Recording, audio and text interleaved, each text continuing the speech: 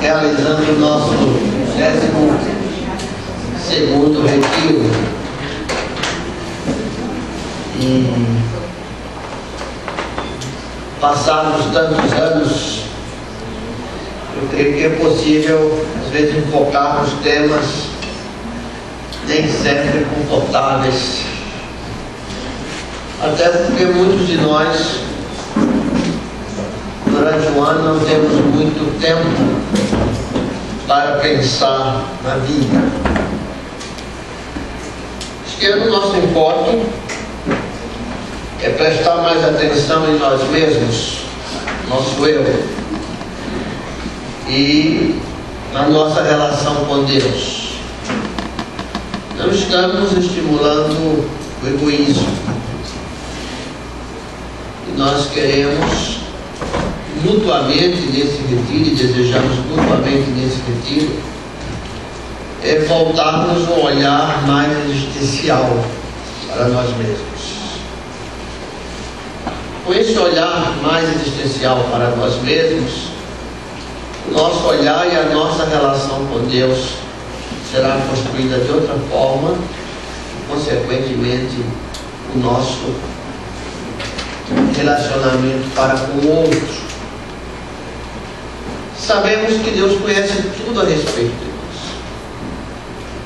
Você pode ver isso na expressão do salmista, e vamos ver depois, quando no Salmo 139,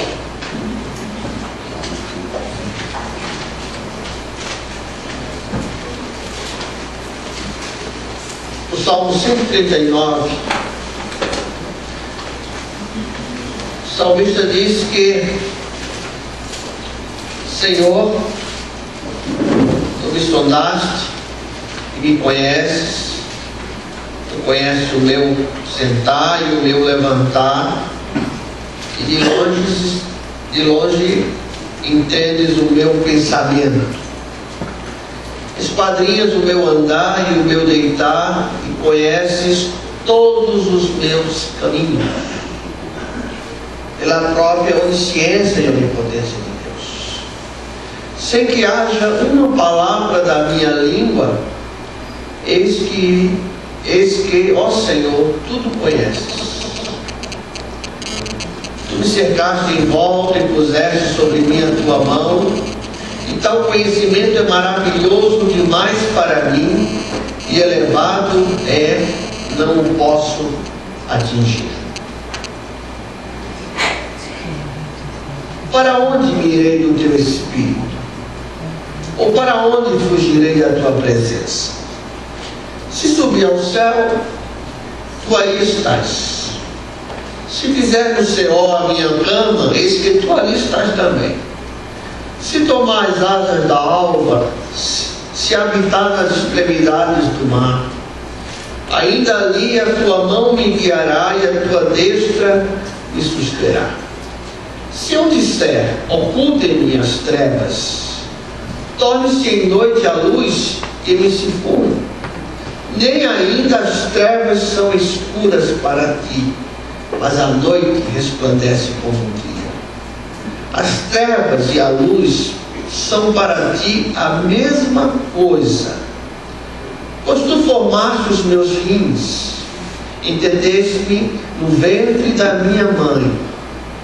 Eu te louvarei, porque de um modo tão admirável e maravilhoso fui formado. Maravilhoso são as tuas obras, e a minha alma o sabe muito bem. Os meus ossos não te foram encobertos, quando no oculto foi formado e esmeradamente tecido nas profundezas da terra. Os teus olhos viram a minha substância ainda informe, e no teu livro foram escritos todos os dias, sim, todos os dias foram ordenados para mim, quando ainda não havia nenhum deles.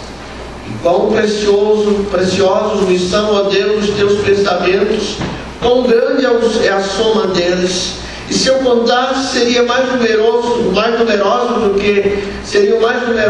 que a areia. Quando acordo, ainda estou contigo.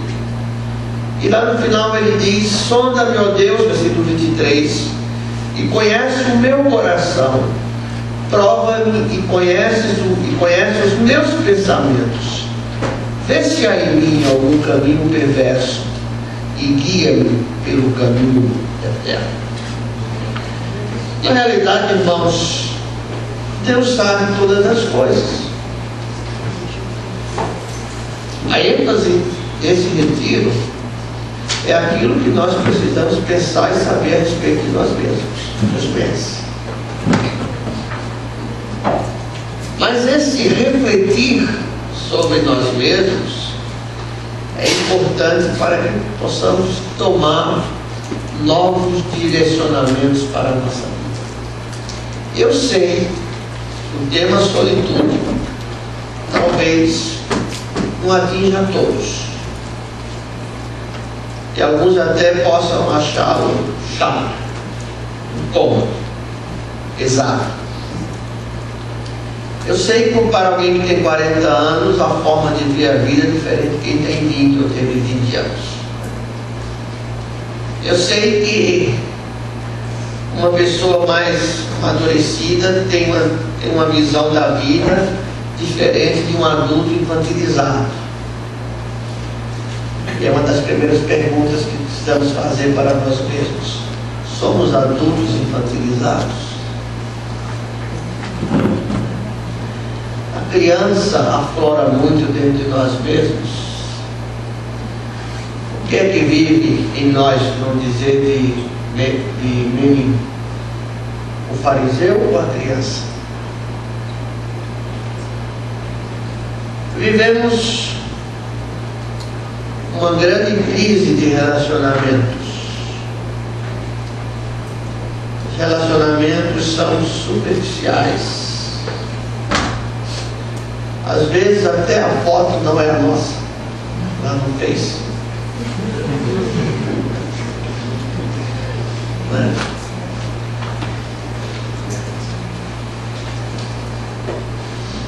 João Powell, em Porque Tenho Medo de Dizer Quem Sou, diz que nós assumimos máscaras. Máscara de sabe tudo, máscara de palhaço, máscara de criança, máscara de coitado, assim por diante. Vivemos, usando mais uma vez uma expressão do Lenin, Lenin é um autor. Lenin tem alguns livros como O Impostor que Vive em Mim, O Evangelho Maltra Filho, Convite à Solitude. São livros que você puder ter para ler e refletir. Como diz a irmã Denise, comendo peixe, separando a espinha, né? Peixe vale a pena. Mas ele diz que vivemos em meio a muitos impostores. E às vezes nós mesmos somos impostores. Isto é, não somos autênticos. Não somos quem aparentamos ser de verdade. E não conseguimos experimentar intimidade por nenhum relacionamento, nem no casamento. Quando eu falo intimidade, não estou falando intimidade física, que alguns têm, você tem intimidade nenhuma. Estou falando de intimidade de eu, intimidade de pensamento. Já ouvi mulheres dizendo: não conhecia meu marido. Eu fico perguntando se era aquele homem que eu vivi casada tantos anos, ou se era aquela mulher que eu vivia tantos anos. Pastor, eu não conhecia esse lado do meu filho, não conhecia meu filho. Na realidade, porque nós, até por defesa, até por autodefesa, nós temos dificuldade em revelarmos quem de fato nós somos. A pós-modernidade, ela é marcada por um narcisismo extremo, onde o outro é excluído. Nós temos uma rede de milhares de amigos e não temos nenhum. Pensamos que nos relacionamos com infinidade de pessoas e não temos aqui do lado amigo com quem nos relacionamos.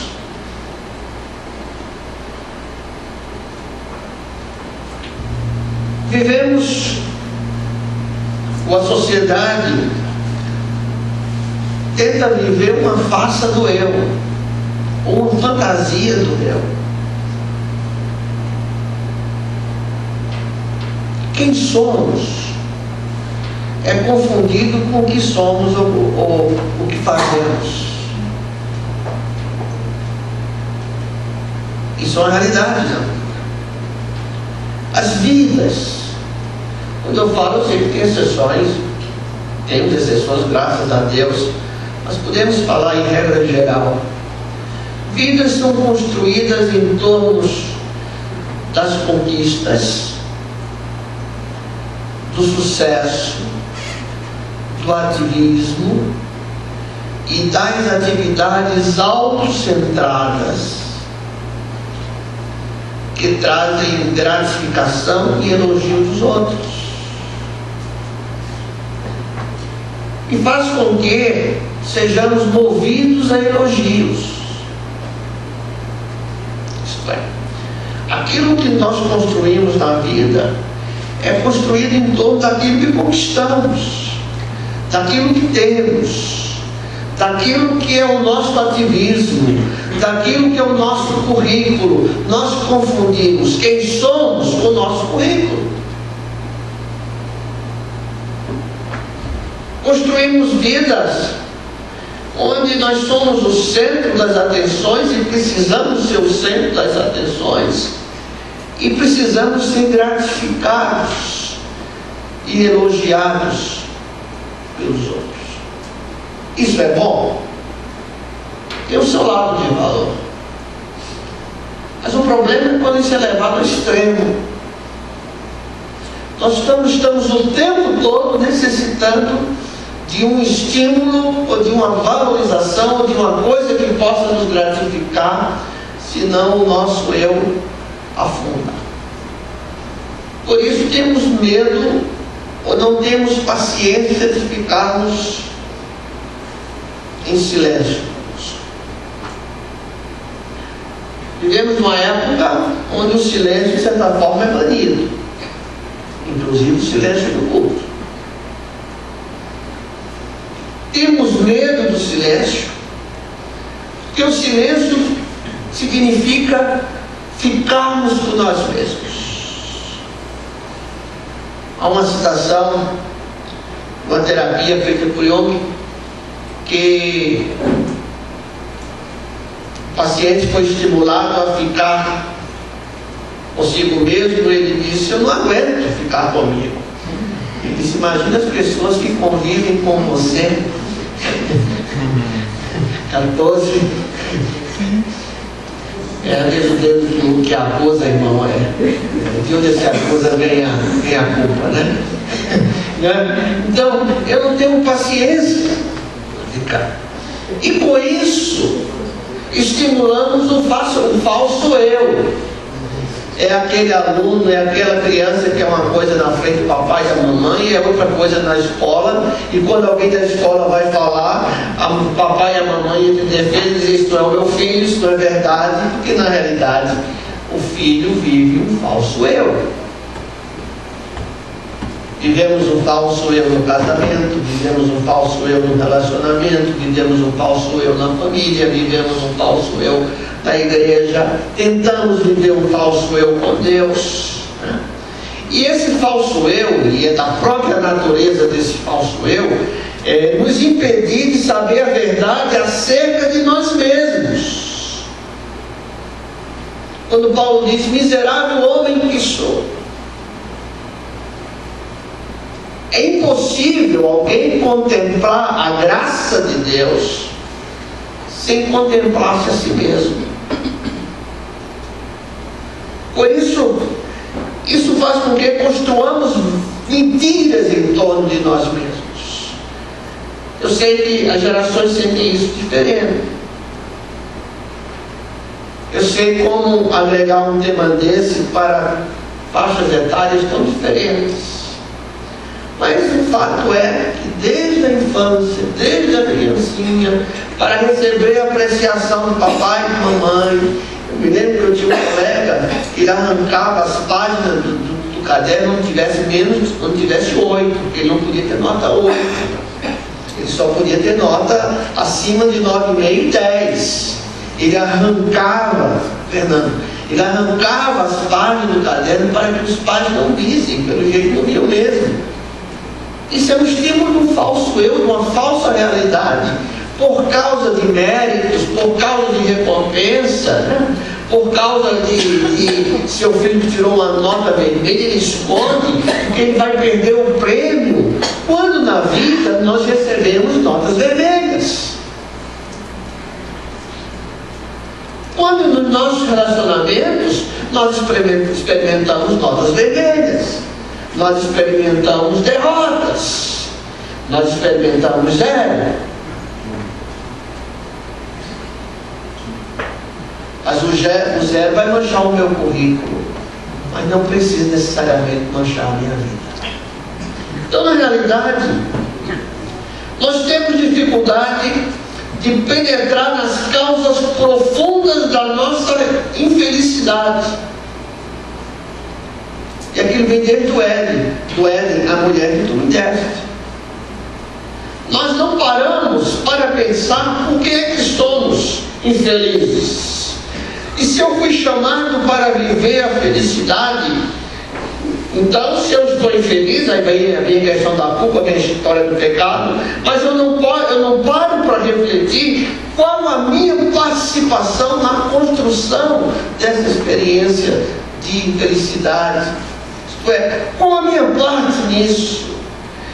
E temos dificuldade de nos ver necessariamente ou realmente como somos.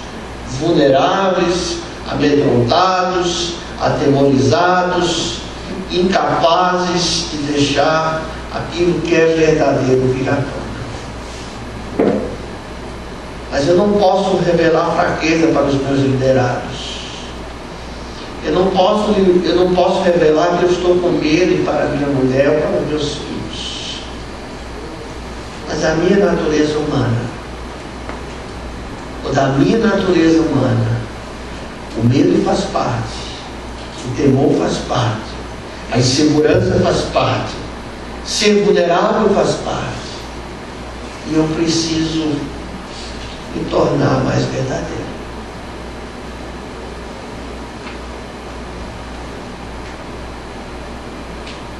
E com isso, às vezes nos mudamos por medo da desaprovação. Isso começa na infância. Há crianças que, pelo medo da rejeição, desde criança, tentam aparentar na escola, ou nos pais, ou na família, aquilo que não são. E às vezes nos tornamos sonsos, buscamos sombras nos nossos relacionamentos. E o falso eu transforma e desenvolve um radar defensivo. Eu não quero que ninguém saiba quem eu sou, porque eu tenho dificuldade em lidar com quem eu sou.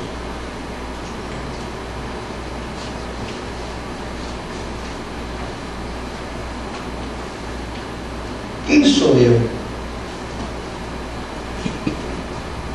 Construímos uma vida devotada à sombra. E, consequentemente, onde a sombra tem pecado, onde a sombra tem mentira, onde a sombra tem maquinação. Porque se eu for falar para meu pai, falar para minha mãe, todos nós passamos por isso, somos filhos, somos pai e mãe, nós corremos o medo de sermos desaprovados. nós corremos o medo de sermos rejeitados. E não é fácil viver na contramão. Não é fácil viver rejeição. Às vezes, nós tratamos de coisas sem pararmos para pensar que mesmo naquele comportamento de contramão da sociedade, há sofrimento. Há sofrimento. E que não podemos simplesmente colocar as coisas numa condição de assassino, de bandido, seja lá no que for, porque aquela pessoa tem um comportamento diferente da sociedade, pessoas muito diferentes. É um exercício de cada um de nós. Às vezes a diferença é um escape para dizer: eu não suporto mais mostrar ou viver uma vida que não é a minha. Eu não suporto mais viver sorrindo o tempo todo quando eu estou chorando. Eu não suporto ser bonzinho o tempo todo quando eu estou com ódio, como diz a pastora Oceana, quando eu tenho vontade de pegar no pescoço. Mas se eu disser para a minha comunidade de fé que eu tenho vontade de pegar no pescoço, eu posso não ser aprovado por isso. Porque ela prefere pensar que o seu pastor, que a sua liderança, não é um homem sujeito às mesmas limitações e às mesmas imperfeições. E faz com que cobremos das pessoas, às vezes, um comportamento que nem mesmo nós temos. Eu lembro quando o pastor Silas pregou na igreja uma vez, que ele disse que Deus não respondeu às orações dele, algumas das orações que ele fez. Eu fui procurar e alguém me questionou, porque então deve ter alguma coisa errada, pastor. Por isso nós ficamos medindo cada palavra. Por isso nós estimulamos o falso eu em nós mesmos e nos outros. Porque vivermos e convivermos com o eu autêntico é muito difícil. É muito comprometedor. Por isso preferimos relacionamentos superficiais, onde apertamos as mãos e dizemos: irmão, eu te amo em nome de Jesus, mas não sei teu nome, mas eu te amo. Desde que você não precise de mim, eu te amo. E assim convivemos. Porque nós preferimos um lugar onde não sejamos notados do que um lugar onde as pessoas possam saber quem de fato nós somos.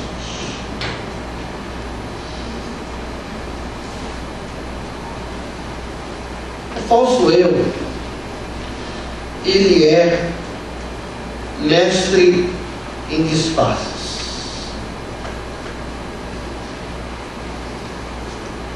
Hoje nós vamos construir um pouco de conceituação e vamos subir mais um degrau amanhã, e na terça-feira vamos ver a questão da nossa relação com Deus.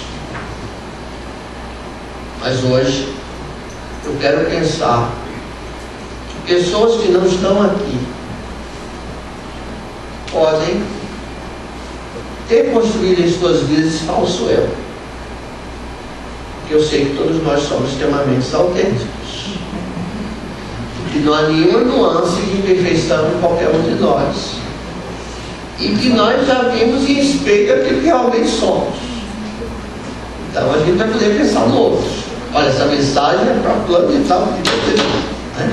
Não vamos pensar nessa, né? Mas o fato é que o falso eu, ele é especialista em disfarce traiçoeiros. E essa é a parte preguiçosa do eu. Eu não sei se é preguiçosa ou é a parte protetora. Eu prefiro pensar que é protetora. Porque se eu crio disfarces, se eu crio máscaras, eu me protejo de mim mesmo.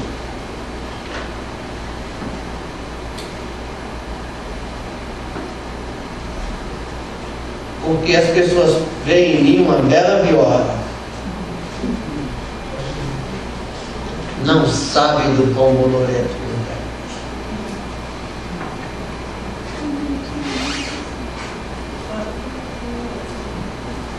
Vê em mim um homem, uma mulher de Deus e não sabe quantas coisas passam nessa mente. Quantas coisas que eu talvez gostaria de pensar, de fazer, de dizer e não posso fazer porque eu sou preso a sistemas, e eu preciso da gratificação desse sistema. Eu preciso ser aceito nesse sistema. Eu preciso fazer parte, me vestir igual. Eu não posso ser diferente. As pessoas veem em mim um homem muito bonzinho, uma mulher boazinha, um jovem bonzinho, mas eu tenho vontade de incendiar o mundo, pastor.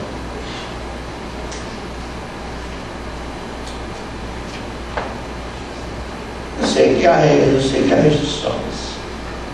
Mas imagine, irmãos, como é que eu posso construir um relacionamento sincero, seja lá com quem for,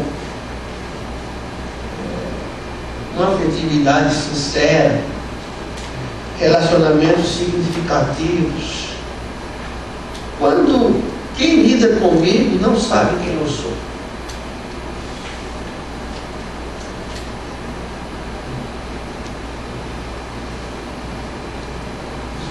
Pastor, eu trabalho com criança, mas detesto criança. Se eu até jogava no forno.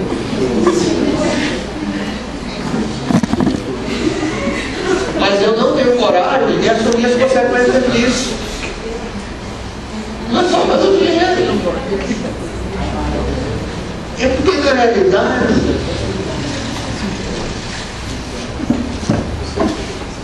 eu fujo de mim.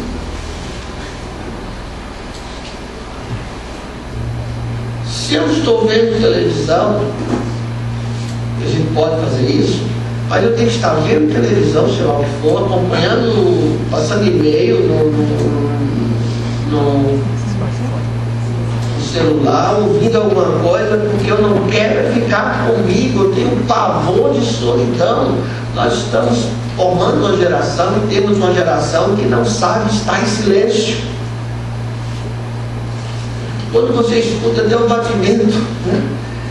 Batimento perto do ouvido, sei lá, fica o coração, você fica percebendo alguma coisa, aí você percebe que está sozinho. Eu tenho medo de ficar sozinho,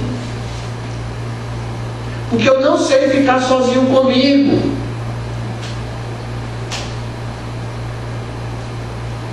Porque ficar quieto, interna e externamente, significa descobrir por si mesmo que não é nada, porque não somos aquilo que pensamos ser, o que as pessoas pensam que nós somos. Porque essa sociedade, e é nela que vivemos, nos estimula a assumirmos um padrão, um comportamento que não é próprio da idade, muitas vezes, e que vai fazer com que lá na frente eu já não saiba quem eu sou. Aí eu vou ser um idoso metido a 18 anos quando não tenho mais 18 anos, porque eu não soube ter 18 anos. É isso. Nós vamos pensar um pouco nisso,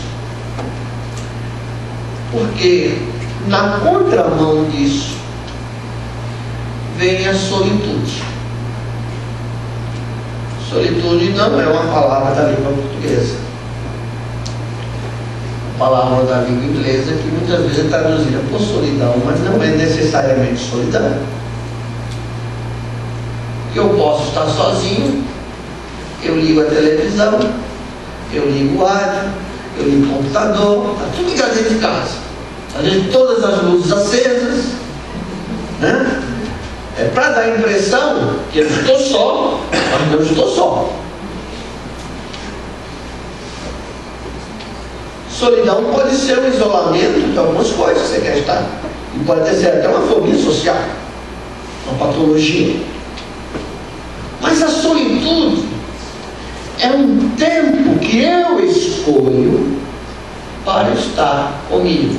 Não tem a ver com a caixinha vazia que nós homens temos. Caixinha do nada, que é a nossa salvação.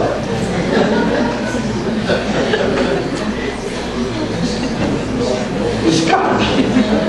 Porque depois de estarmos na caixinha do nada, estamos no nada. E as pessoas não entendem que às vezes estamos parados sem pensar nada. Estamos num vácuo. Não é? Nem quer pensar. Não deixa, mas você não quer pensar. Mas solitude é um tempo que eu busco por opção para ter comigo.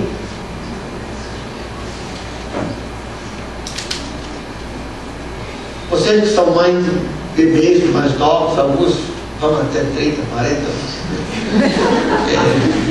Lembra do tempo que vocês não podiam nem ir no banheiro e o filho ficava na porta porque eu não queria ficar sem você?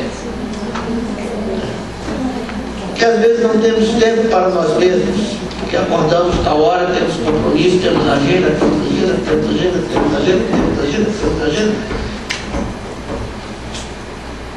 E é um tempo que as pessoas às vezes pensam que porque você não está bem. Mas pelo contrário, porque estamos bem, é um caminho muito perigoso, desastroso para a alma humana, né? Para quem não tem paixão pela alma humana pode ser um desastre, mas é um tempo em que eu busco alcançar aquele estado de paz e tranquilidade, onde eu consiga me recompor, recobrar o meu ânimo, simplesmente funcionar. Porque eu estou funcionando como se o carro tivesse com a aceleração acentuada. Eu funciono. Na realidade, eu escolho parar um tempo. Eu reconheço mergulhar no meu eu. É um processo doído muitas vezes. Um processo doído. É um processo nada confortável. Por isso que eu não sei até que ponto vamos satisfazer com o tema, mas não é essa a questão. Depois de 22 anos já podemos trazer algumas coisas para pensar. Isso serve para idoso, serve para jovem, para meia idade, para terceira idade, para quarta idade, para quem tem ministério, para quem está no ministério, para quem tem profissão, para quem talvez tenha assumido uma profissão que não era que gostaria e está trabalhando porque é o jeito, está fazendo as coisas porque é o jeito, está fazendo porque precisa e não tem coragem de encarar essa situação. Solitude é um silêncio em que o discurso se torna pessoal.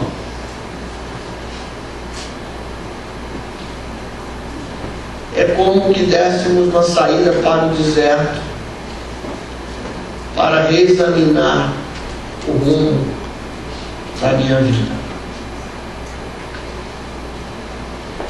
Qual foi a última vez que saímos para o deserto para reexaminarmos o rumo da nossa vida? Quem sou eu? Quem sou eu? Quando perguntamos quem sou eu, é o que é que eu sinto. Quem sou eu quanto ao sentimento? Não perguntando, sou eu, tenho 54 anos, sou pastor. Não perguntando isso. Sou eu, tenho 54 anos, estou na crise de reavaliação da vida, estou passando por isso, tive que me portar dessa forma ao longo dos anos, não sou assim, não penso assim, penso diferente hoje, estou em conflito com uma série de coisas, eu preciso encarar isso. Porque se eu não encarar isso, eu também vou querer ter um relacionamento com Deus de falso eu. Eu sei que nem sempre dá para ligar o aspirador. Eu falo no silêncio. Minha irmã já fala alto, ao nível. Ela liga o ventilador para que o cara do lado não pense que está maluco. Liga o aspirador, né? Para não ouvir a conversa e não saber. Quando ele fala sozinho, o povo diz que não está bem, né? Dizem que faz bem falar sozinho. Se não posso olhar para os outros. Mas eu particularmente, eu falo em silêncio. Deus conhece minhas angústias no meu silêncio de falar. Não sei se alguém pode dizer isso. Né? Como se expressar em silêncio? Silêncio fala. Mas a questão é que quando pensamos em solitude, pensamos para que possamos, a partir do eu, não do outro. A partir do eu. Ah, pastor, fulano é a causa da minha infelicidade. Não. Quando a gente vai para a solitude, você descobre que ele é a causa porque eu permito. Mesma coisa na assédio moral e na perversão moral. Então sou eu. Por que a vida não dá certo para mim? Porque a vida não dá certo? Porque eu faço escolhas erradas. A solitude faz com que eu entenda a minha participação ativa na história da minha vida. Não dá mais para transferir para o outro. Não dá mais para dizer o marido que tu me deste, a esposa que tu me deste, a família que eu nasci. Não dá mais para falar isso. São fatores importantes? São. Não são fatores decisivos na definição de quem eu sou. Por isso, nem sempre é um tema agradável. Porque descobri aos 50 anos, aos 40, aos 30, aos 60, aos 70, olha, eu vivi uma fase, eu não sou isso que as pessoas pensam que eu sou. Olha, pastor, eu nunca consegui ser o que sou. Eu nunca gostei de berinjela comigo, porque o meu marido gostava e pensava que eu gostava, e para não deixar no ofício, eu comi berinjela. Eu detesto berinjela. E qual o problema de deixar berinjela? Mas o falso eu construiu uma vida inteira a impressão de que realmente ele gostava. Esse é o problema. Quando a solitude é um convite para que possamos partilhar daquilo que Deus já conhece a respeito da gente. Deus faz a sondagem dele, conhece. Agora é a minha hora de fazer a sondagem. Vocês que são da igreja, quando fomos construir a igreja, nós fizemos 3 testes de sondagem naquele terreno, 3 pontos diferentes de sondagem. Tinha lugar que o terreno parecia muito sólido, né? De repente a broca entrava e... Isso acontece na vida da gente. A gente tem uma capa de terreno sólido, não pode passar daqui. E se passar daqui eu desmonto.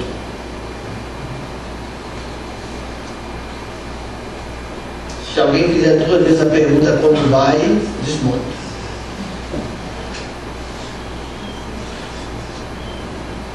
Porque eu tenho dificuldade. Se eu trago, às vezes, da infância, da origem de família, algumas coisas.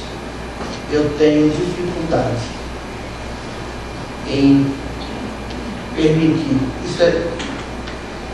Isso acontece, eu creio que quanto mais função representativa você tem, mais você é tentado de viver um falso eu. Porque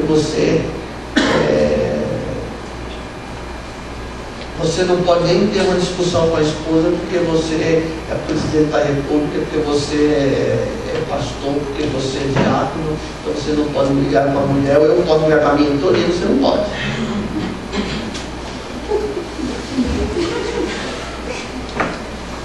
Porque isso é a ideia do falso eu. fazendo estereótipos. E nós vamos tentar. A pastora tem feito isso. Hoje eu fiz essas considerações gerais para entendermos isso. Não é solidão. É uma retirada para o deserto. É o isolamento com o eu, que às vezes acontece no meio de muita gente. Nem todos nós podemos ir para um hotel, nos trancar no hotel, na casa de campo, casa de mar, e às vezes não temos isso. Então vai aproveitar o trânsito mesmo, né? Vai aproveitar o tempo que eu tenho, porque eu preciso, eu estou perdido comigo. Eu estou precisando me encontrar, me reencontrar. Eu estou precisando dizer para Deus: Senhor, sonda-me, conhece o meu coração e prova-me, conhece os meus pensamentos, mas eu também preciso conhecer o meu coração e aquilo que eu estou pensando.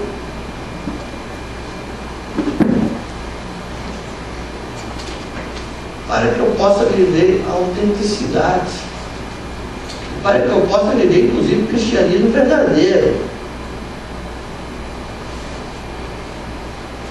não o cristianismo de capa.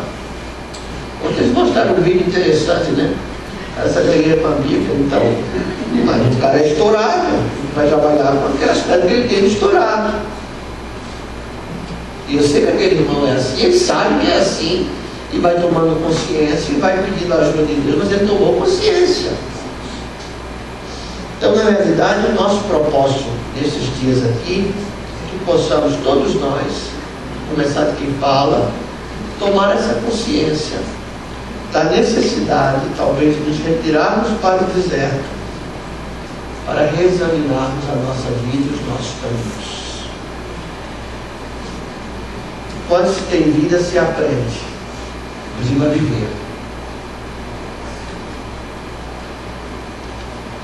De repente, depois desse retiro, a irmã Maria Rita resolve: a partir de hoje eu não faço café cedo para ninguém, vocês que façam café, se virem, são adultas, eu vou dormir, né? Vou me libertar, né? Só brincadeira, isso não acontece, não acontece.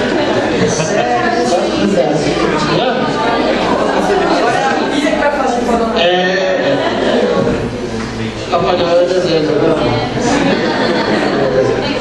Então, gente, fica aqui para frente. Mas eu queria orar. Ninguém mais quer orar. Vocês. Senhor Deus,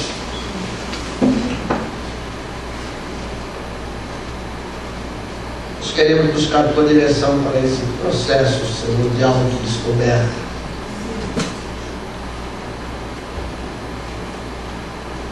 Esse autoconhecimento.